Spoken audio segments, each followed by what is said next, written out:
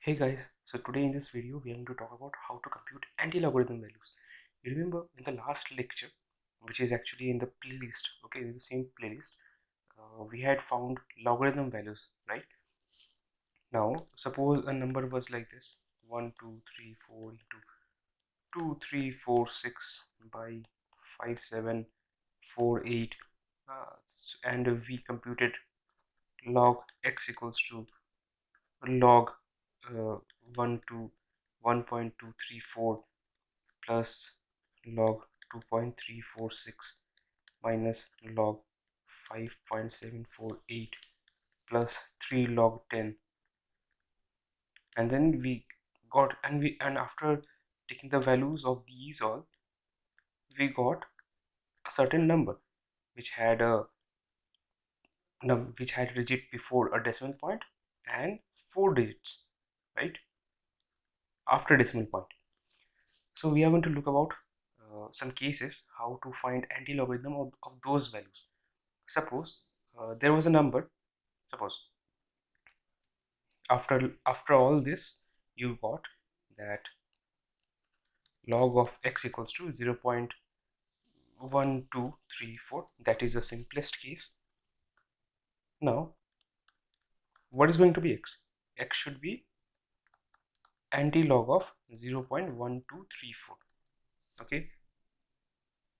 Now, one thing you must have seen, or you might speculate, is that the digit just coming before the decimal point, or the number which is the integer form, okay, before the decimal point, is actually the power of 10.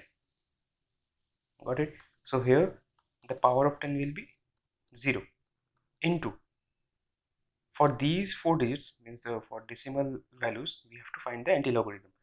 Now once you see anti-logarithm table, you will see that the table is actually in decimal places, decimal points. Okay, so we will find 0.12 in the first column. Okay, then in the next 10 columns we will find 3, and in the mean difference column we will find 4. Okay, so I'm looking at a anti-logarithm table right now. You should also look at it, and we will get the values. So for 0.12, it is 1, 2 and 3. So 1, 2 and 3 will be 1327. 1327. And the last digit 4 will have the value 1. So add it to 1328 and write this in scientific notation. So 1.328 into 1.328. So the answer is 1.328. In 20 over 0 is 1. So this is the value of x. Got it? We will work out a similar example. Suppose log x had been 2.5789. So x will be antilog of 2.5789. Again, this one is actually the power of 10 into. For this, we have to compute the antilog values. So 5, 57, 8, and 9. So I have the value as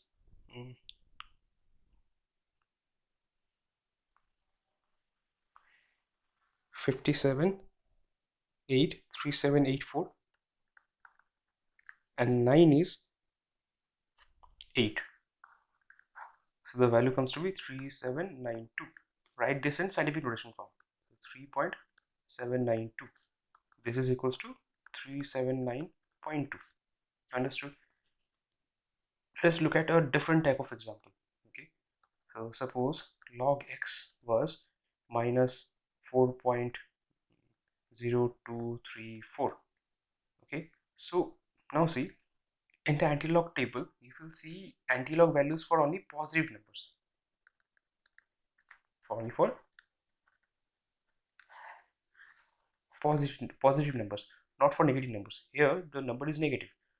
Now you can judge that this part, that is the number before the decimal point, this can be negative. Why? Because it is raised to the power, it is a power to which 10 is raised, right? this can't be negative because we are finding antilog of this using the Antilog table. So we have to convert this whole number in a positive form. So how will we convert? Minus 4 minus 0.0234, add a 1 to this number, subtract a 1 to this. So we are getting minus 5 plus 6, 6, 7, 9. Got it?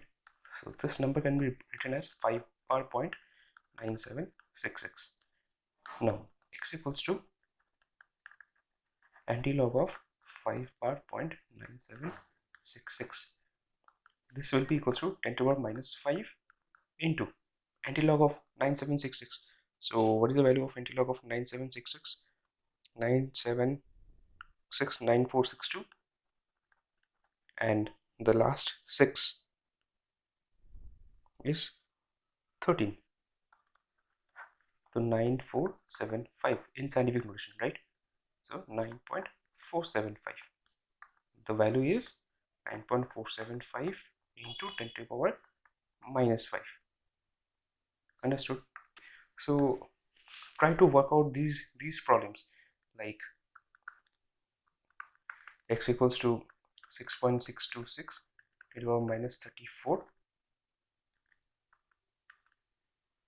3 into 10 to the power 8 divided by 2452 10 to the power minus 10. Okay, the second one is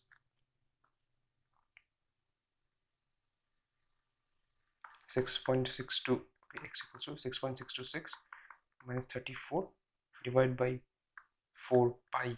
Okay, these values are like you have to memorize some of the values, like this one has a particular value. In chemistry this comes very often. Okay, again a value is there, 6.626 10 to the power minus 34 by pi. This also comes very frequently. Okay, this one will come in 10 to the power minus 35 range, this one will come in 10 to the power minus 34 range.